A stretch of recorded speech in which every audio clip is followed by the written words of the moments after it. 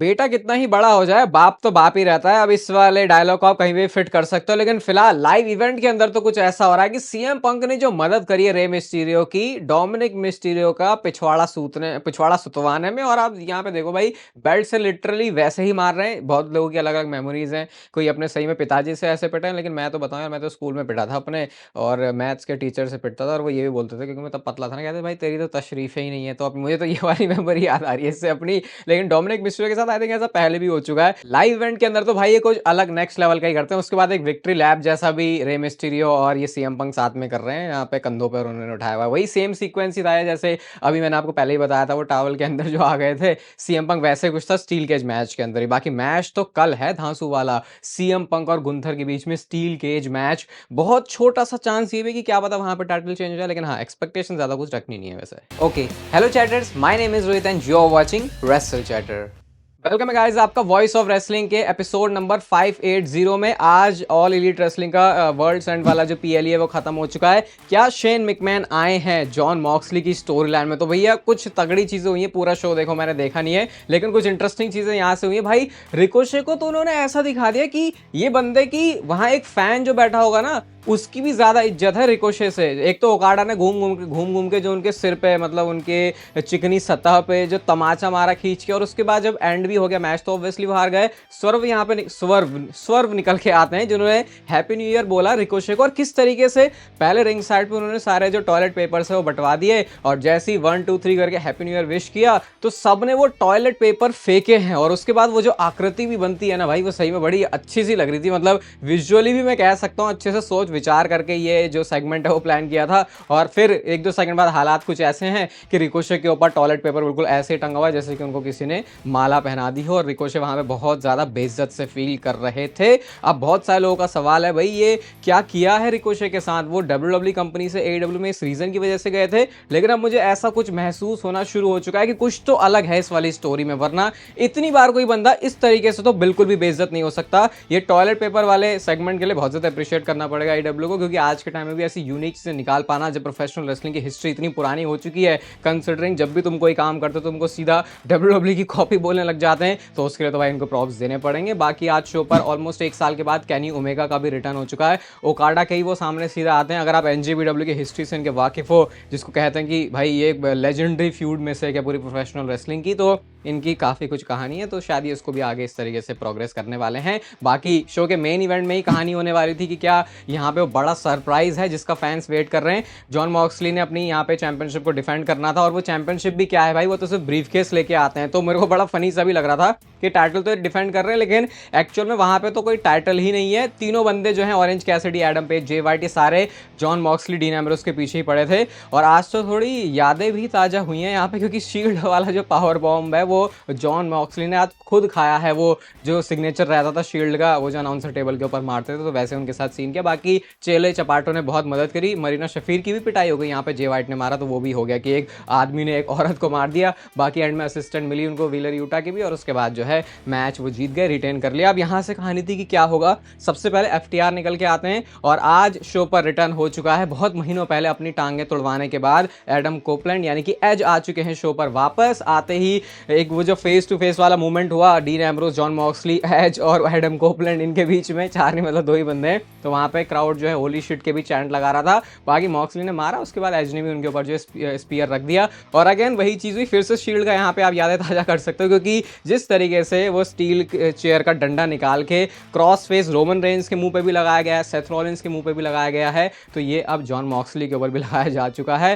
फिर उनके जो बंदे उनको लेके चले जाते हैं। भाई एक यहाँ पे बहुत गंदा सा एफ अप हो गया है AEW की तरफ से, क्योंकि जो माइक थमाया एज के हाथ में, सोचो इतने टाइम के बाद बंदे ने रिटर्न किया है, और जब उसके बोलने की बारी आई है तो माइक ही नहीं चल रहा। मॉक्सली मॉक्सली उन्होंने 2 बार बोला, तीसरी बार में वो खुद कंफ्यूज हो गया कि भाई सही में चलेगा भी या नहीं, तो उन्होंने बस हल्के से बोला मॉक्सली, उसके बाद चिल्ला के बोला मॉक्सली, जैसे उनको बोलना था। और सबसे पहले तो उन्होंने ना बच्चा भी बोल दिया कि भाई तो किड है, क्योंकि जब मैं इस प्रोफेशनल रेसलिंग में आ रहा था तो अपने जो ट्यूब्स है उसको ही ग्रो कर रहा था, तो ये थोड़ी सी ऐसी वैसी लाइन बोल दी है। यू ऑल आर माइन ऐसे करके उन्होंने बोल दिया, यू आर ऑल माइन करके बोल दिया कि भाई मैं ऐसा लूट लूंगा, तेरा लपेट लूंगा ये करके, और शो के एंड में फिर कुछ नहीं हुआ। यानी कि शेन मैकमैन का रिटर्न या शेन मैकमैन का डेब्यू हमने यहाँ पर कहीं पर भी नहीं देखा। अब मुझे सही में डाउट होना शुरू हुआ है कि क्या ये जो हम पूरी वॉर वाली सिचुएशन के बारे में बात कर रहे हैं कि डीन एम्ब्रोस कुछ तो अपना अलग पका रहे हैं, कुछ अपना अलग ही एजेंडा लेके चल रहे हैं जो कि AEW के अगेंस्ट है, अब उसमें एक बहुत नया मोड़ आ चुका है। ये तो नहीं बोलूंगा कि फुल्ली डिसअपॉइंटमेंट हुई है, क्योंकि जिस तरीके से एज एडम कोपलैंड को भी लेके आए हैं, यहाँ से एक नया स्टोरी का कुछ अलग ही जो है ना कहानी है, उस पन्ना है वो भी खुलता है। लेकिन सवाल फिर यही रह जाता है कि इतने टाइम से वो जो टीजेस लग रहे थे शेन मैकमैन की तरफ, टोनी खान के साथ फोटो भी थी, अब तक वो चीज़ हुई नहीं है। क्योंकि जब ये चीज़ अगर हो जाती अगर आज वाले शो में, तो वही है कि पूरा जो कहानी है, जो सिस्टम है, वही चेंज हो जाता है कि एक मैकमैन ऑल एलिट रेसलिंग में आ चुका है। आज ये हुआ नहीं है कि आगे भी एक्सपेक्टेशन लगानी चाहिए शेन मैकमैन की। अब मैं इसके बारे में ज़्यादा कुछ नहीं कह सकता, बाकी पूरा शो मैंने देखा नहीं है, रिजल्ट्स आपको डिस्क्रिप्शन में लेकिन मैं दे दूंगा। अभी 2-3 दिन पहले मैंने आपको वीडियो में दिखाया था कि नेटफ्लिक्स ने एक और प्रोमो निकाला है जहां पे रोमन रेंस है, वो रिंग के बीच में कोडी रोड्स हैं, फिर वो एडवर्टाइज जो भी कर रहे हैं, मतलब हाइप कर रहे हैं। यहाँ इस वाली वीडियो को रिव्यू करते हैं ड्रू मैकिंटायर, मतलब थोड़ा थोड़ा हमारा जैसा काम भी कर रहे हैं ड्रू मैकिंटायर। यहाँ पे पूरी वीडियो को वो देख रहे हैं, जब जे उज़ो आया तो बहुत सड़ा सा उन्होंने मुंह बनाया और उन्होंने नेटफ्लिक्स को टैग करके क्वेश्चन मार्क लगाया है। और सवाल उनका ये है कि क्या 2024 साल ड्रू मैकिंटायर का इतना सक्सेसफुल नहीं रहा कि उसको नेटफ्लिक्स वाले इस वीडियो के अंदर फीचर नहीं किया गया। कहते कोडी ये क्यों है, ये तो स्मैकडाउन में है। फिर स्क्रीन पे उन्होंने अपने सारे जो चीज़ें हैं वो लगा दी कि मैंने क्या क्या उखाड़ा है, क्या क्या किया हुआ है, कि इसके बावजूद भी अगर नहीं हो रहा तो ठीक है, चलो 2025 में देख लेंगे। तो थोड़े से नहीं, काफ़ी ज़्यादा पिस्ड ऑफ नजर आए हैं ड्रू मैकिंटायर। और शॉट्स किसके ऊपर किस तरीके से लेने हैं, चाहे सामने वाली पार्टी कोई भी हो, वो काम इस समय सबसे अच्छा ड्रू मैकिंटायर को ही आता है। लग रहा है जो केविन ओवेंस का ओनली मिशन है वो थोड़ा सा समझ में आ रहा है। इतने टाइम से वो जो टाइटल लेके भाग रहे थे, एंड में उनका मतलब ये नहीं कि उनको विंग्ड ईगल वाली चैंपियनशिप से कोई खास लगाव है, बल्कि उनका मतलब ये है कि उनको अनडिस्प्यूटेड WWE में चैंपियन बनना है, कोडी रोड्स के पास से चैंपियनशिप लेनी है। क्योंकि जाते जाते भी जब स्मैकडाउन से एक वीडियो उन्होंने पोस्ट करी है तो वो यही बोलते हैं कि भाई जो मुझे चाहिए था वो मुझे मिल गया, और साथ में वो इडियट्स बोल के चले जाते हैं वहां से कि भाई अब मुझे कुछ नहीं लेना देना, मुझे रॉयल रंबल में मैच मिलना था, अब वो मैच मेरे हाथों में आ चुका है। लेकिन बहुत सारे लोग अभी इसी डिसअपॉइंटमेंट में है कि भाई क्या हो गया अगर केविन ओवेंस को मैच मिल भी गया तो, क्योंकि बंदा तो जीतने नहीं वाला। लेकिन अगैन मैंने एक वीडियो में इसको डिस्कस किया कि अगर केविन ओवेंस के पास यहाँ पे चैंपियनशिप आ रही है तो उसका सारा जो श्रेय है वो हम द रॉक को दे सकते हैं। क्योंकि एक एंगल मैंने आपको ये भी बताया था कि ऐसा हो सकता है कि कोडी रोड्स के पीछे पड़े हों केविन ओवेंस और उसमें एक बहुत बड़ा हाथ रॉक का हो, क्योंकि रॉक कोडी रोड्स को WWE में फलते फूलते नहीं देख सकता। तो उन्होंने केविन ओवेंस को आगे किया है और इसकी वजह से शायद उनको इसका एक रिवॉर्ड भी मिल सकता है। बाकी आपको पता है स्टोरी की खिचड़ियां तो आजकल बहुत ज्यादा पक रही हैं, तो कौन सा क्या होगा सही होगा उसके बारे में ज्यादा कुछ कह नहीं सकते। वैसे तो मैं WWE के ग्राफिक्स की बहुत ज्यादा तारीफ करता हूं। पहले चलो ये वाला ग्राफिक ही देखो, WWE ने रॉयल रंबल का जो ऑफिशियल पोस्टर है उसको निकाला हुआ है। यहाँ पे आप देख सकते हो जॉन सीना फीचर्ड है, रोमन रेंस है, Seth Rollins, Damian Priest, LA Knight, CM Punk, Jimmy and Jey Uso सबको साथ में लाए हैं, डोमिनिक, लिव, गुंथर, सबको आप यहाँ पे देख सकते हो। मैकिंटायर भी है जो कि उनका डिजर्विंग प्लेस है, और साथ में सोलो सिकोवा भी। लेकिन ये थोड़ा ना दिखने में मेरे को सही बताऊं उतना अच्छा नहीं लगा। अगर आप इसे अभी हो सकता है अभी भी ना समझ में आए, लेकिन अगर आप देखोगे तो ये 3, 2, 1 करके लिखा हुआ है, क्योंकि रॉयल रंबल की थीम पे तो ऐसे उसमें टाइमर सा चलता रहता है ना, तो ये इतना 3, 2, 1 समझ में नहीं आ रहा। थोड़ा सा अगर एजिस पे काम हो जाता तो और क्लैरिटी से दिख जाता। लेकिन वैसे WWE की यूजुअली ग्राफिक वर्क अच्छे रहते हैं, अच्छा है, लेकिन थोड़ा सा लग रहा है फिनिशिंग नहीं हुई। बट मैं तो ऐसे बता रहा हूँ जैसे कि हाँ मैं बता रहा हूँ तो मेरे ही ओपिनियन ले लेंगे, बट जो भी है काम वैसे इनका सही रहता है। इस बार के WWE के रॉयल रंबल विनर को रॉयल रंबल जीतने के बाद भी चैंपियनशिप के लिए मौका नहीं मिलने वाला, और इसके पीछे रीजन होंगे Dwayne the Rock Johnson, the final boss. भाई देखो पहले तो आपको ये बताता हूँ कि आज शाम को ठीक 7:45 पे जो वीडियो आने वाली है उसको तो बिल्कुल भी मिस मत करना।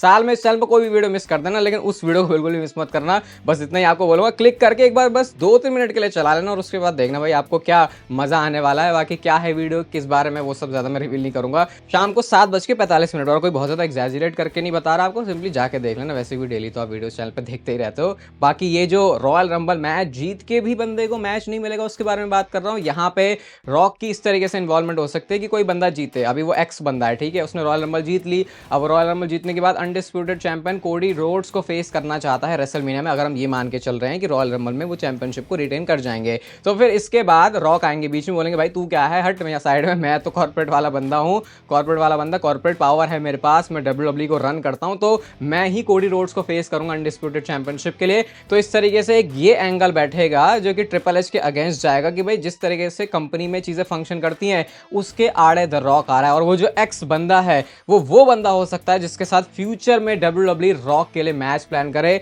अब यहाँ पे आप रख सकते हो रोमन रेंस को, जो कि बहुत ऑब्वियस बंदा है कि वो रॉयल रंबल जीते उसके बाद भी उनको मैच ना मिले, वो बंदा आप रख सकते हो CM पंक, वो बंदा आप रख सकते हो जॉन सीना। ये तो मेरे दिमाग में वैसे 3 नाम आए जो कि मैंने आपको बताया है। अब आप सोचोगे कि ये करने से भी क्या हो जाएगा भाई, जो बंदा रॉयल रंबल जीता तो फिर उसके बाद आगे वो मैच नहीं कर पाएगा क्या? लेकिन WWE का ओरिजिनल भी कभी वैसा प्लान होगा ही नहीं। प्लान तो उनका हमेशा से ही रॉक और कोडी का ही होगा, लेकिन बस वो एंगल दिखा देंगे कि फ्यूचर में रॉक के साथ उस बंदे की फ्यूड को वो प्लान कर सके, बाकी फिर वो बंदा दूसरे चैंपियनशिप मैच में जा सकता है, जो कि ऑब्वियसली उसकी फर्स्ट चॉइस नहीं था। देखो आपको पता है आजकल स्टोरी में वैसे ही कितने सारे अलग अलग पॉसिबल एंगल हो सकते हैं, तो ये एक वो आइडिया है जिसके साथ WWE जा भी सकती है कि अगर वो दिखाना चाह रही है कि रॉक ने ऐसी हरकतें मचा दी है कि अब WWE कंपनी ही सही से फंक्शन नहीं कर रही, भले ही रॉक कंपनी को बढ़ाना चाहता है लेकिन वो काम ऐसे कर रहा है जो कि कंपनी के रूल्स के ही अगेंस्ट जा रहे हैं। तो इससे बहुत ज़्यादा जो अट्रैक्शन है वो ना सिर्फ रॉक और कोडी रोड्स के मैच को मिलेगी, बल्कि इसके ऊपर भी रहेगी कि जिस बंदे के साथ वो गलत हुआ तो फिर फ्यूचर में अब वो रेसलमेनिया तक कैसे जा रहा है